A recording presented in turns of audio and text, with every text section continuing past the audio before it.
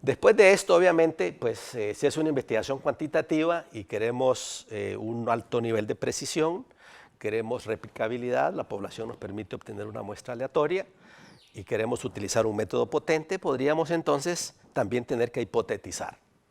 Es decir, formular una proposición que sería una especie de adelanto del posible resultado de la investigación, la cual tendríamos que probar al final. Una vez se ha hecho todo el proceso de investigación, se han hecho todos los análisis, se ha llegado a responder todas las preguntas de investigación, las generales y las específicas, y creemos que hemos logrado el objetivo de investigación, tenemos que hacer la prueba de hipótesis, la cual tenemos que en ese momento aceptar o rechazar. Si la aceptamos, hemos confirmado la proposición que hemos adelantado, y si la rechazamos, de hecho, no lo hemos logrado. Y eso implica, pues, que tendríamos que revisar algo para ver si es que, por alguna razón que no conocemos, quizá algo falló a lo largo de la investigación, o segundo, que es lo más probable, ya que estos métodos usualmente no fallan, vamos a descubrir que ese conocimiento, en el caso de este fenómeno que estamos estudiando y en estas condiciones, por ejemplo en el Perú, no corresponden de igual manera a las dadas en investigaciones anteriores en otros países y en otros contextos, lo cual pues daría curso inmediatamente a una investigación de tipo más avanzado para poder descubrir por qué ha ocurrido esa diferencia.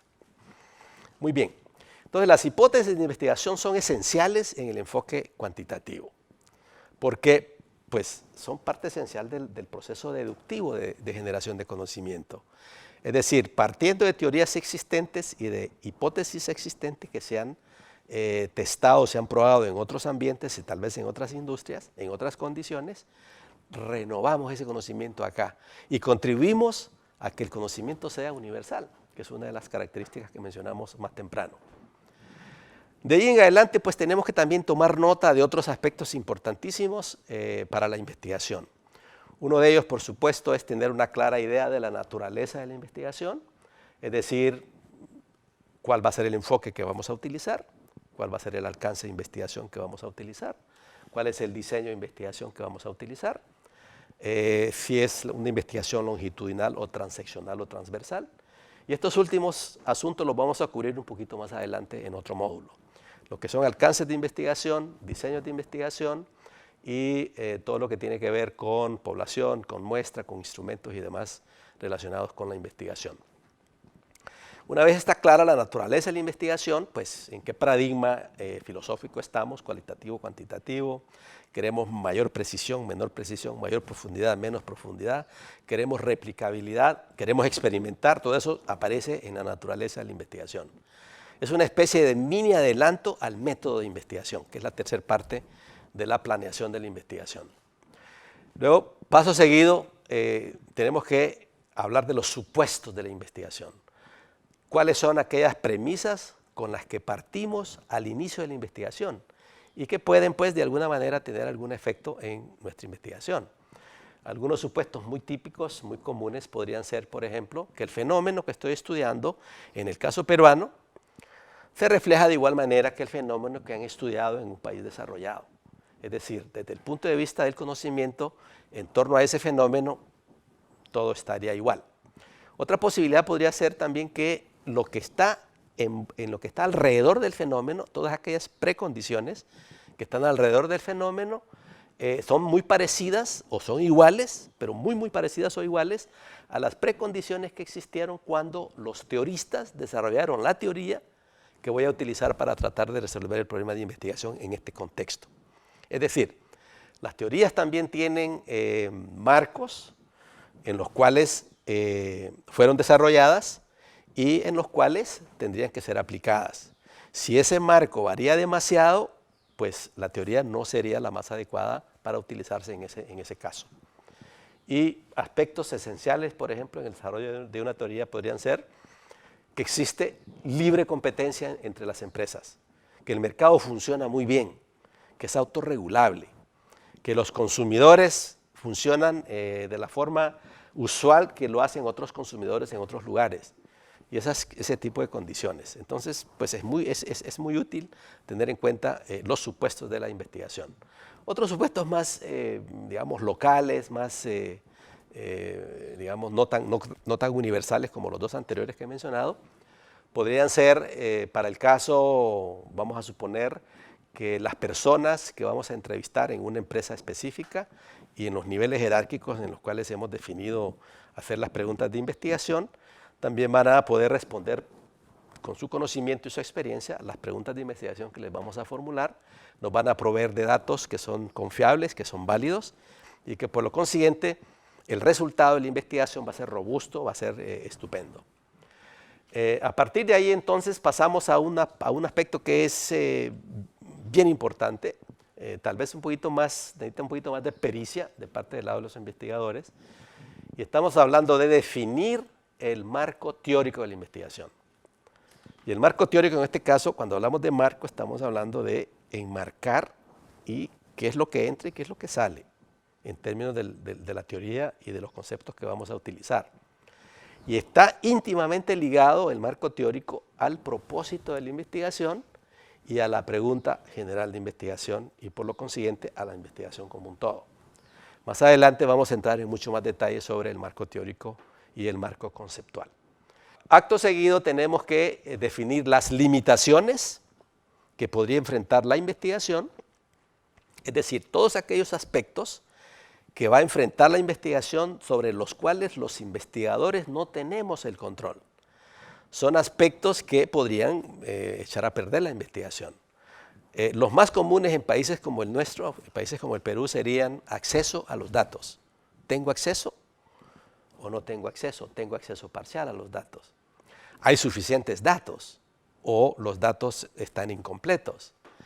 La calidad de esos datos es una calidad, digamos, la mínima calidad que requiero para sacar un resultado robusto. El tiempo en que necesito los datos, los voy a lograr recolectar en ese tiempo que he planificado recolectar esos datos y así sucesivamente. Entonces, son todos aquellos aspectos relacionados a la investigación, en este caso solo he hablado de los datos, que podrían comprometer el resultado final de la investigación y podrían llegar inclusive a que no logremos el objetivo de investigación. Entonces, las limitaciones son aquellos asuntos relacionados a la investigación que son externos al control de los investigadores. Dependen de terceros, no dependen de nosotros. Y ya para finalizar, es necesario delimitar la investigación, ponerle los límites externos, trazar esa raya, esto sí entra en la investigación y esto no entra en la investigación. Y la delimitación puede tener aspectos relacionados con geografía, con ubicación, con porte de empresas, puede tener relación con los niveles jerárquicos que vamos a entrevistar dentro de la empresa, puede tener, es decir, la delimitación sí son todos los aspectos relacionados con la investigación sobre los cuales los investigadores sí tenemos el control. Nosotros decidimos dónde llevamos a cabo la investigación, cuándo la llevamos a cabo, con qué empresas y si es dentro de la empresa, en qué procesos, en qué parte de la empresa, a qué personas vamos a entrevistar, el nivel jerárquico de esas personas, la composición de género de esas personas, la condición etaria de esas personas, etc. Y esto va a depender en gran medida del propósito de la investigación. Y al final, pues, esta parte del planteamiento de la investigación se culmina con un resumen de todo esto y sobre todo focalizándose en el propósito, la pregunta, si es que lo hay, la hipótesis y quizá el marco teórico de la investigación. Entonces, para resumir esta parte, quiero hacer digamos, una presentación muy rápida de esto en la pizarra para poder encontrar los nexos que hay entre las distintas partes. Entonces, hoy más temprano hablamos del enunciado de la investigación y recordamos que el enunciado de la investigación tiene dos partes, el qué y el para qué. Entonces, el qué es directamente el propósito de la investigación. Es decir, es curioso, pero acá con simple copiar y pegar uno termina teniendo el propósito y lo acomodas un poco, le haces la prueba SMART, es específico, es medible, es alcanzable, es realista, tiene un tiempo definido de inicio y de fin, sí, perfecto. Y tenemos el para qué, que si la justificación tiene un fin superior, no necesariamente es algo que queremos hacer para beneficio de la empresa, sino, por ejemplo, una investigación académica que ayude a todo el Perú y a todos los peruanos. También se puede responder la pregunta más bien, ¿por qué? Es muy parecida a la respuesta, pero en investigación esta respuesta es más amplia que esta. El para qué tiene que ser específica la respuesta y tiene que fundamentarse con datos y pues tiene que ser marketera, vendedora, de manera de que quienes financian la investigación aprueben ese financiamiento. Ahora, el propósito de la investigación, al igual que el que tiene un verbo y tiene variables de investigación, que combinándolas en una frase, pues nos dicen clarísimamente de qué trata o de qué tratará la investigación. Y aquí es donde viene la parte más interesante, porque también tenemos que hablar de las preguntas de investigación, y le vamos a llamar general, y de la hipótesis de investigación, si es que la investigación es cuantitativa y si andamos buscando, además de un buen resultado, una prueba de hipótesis. Entonces, lo importante es que el propósito de la investigación y la pregunta de investigación son casi iguales. Podemos, quitando el verbo acá y agregando una proposición acá, convertir el propósito de la investigación en una pregunta de investigación. E igual ocurre con la hipótesis. Y entre estos dos, por supuesto, ocurre igual. O sea que aquí se forma un triángulo bello, a lo que yo le llamaría en investigación, y es una de las partes lindas de la investigación, como la generación de música clásica, donde todos los instrumentos de una orquesta, que es el equipo de investigación, generan algo maravilloso. Y en este caso van a ser datos, resultados de investigación robustos, y por supuesto que todo esto, en una forma bastante similar, está reflejada en el título de la investigación. A esta armonía que existe entre el enunciado de la investigación, con el propósito de la investigación, con la pregunta general de investigación, con la hipótesis de investigación, si es que la hubiera, y el título de la investigación, se conoce como congruencia o consistencia de la investigación. Y es vital.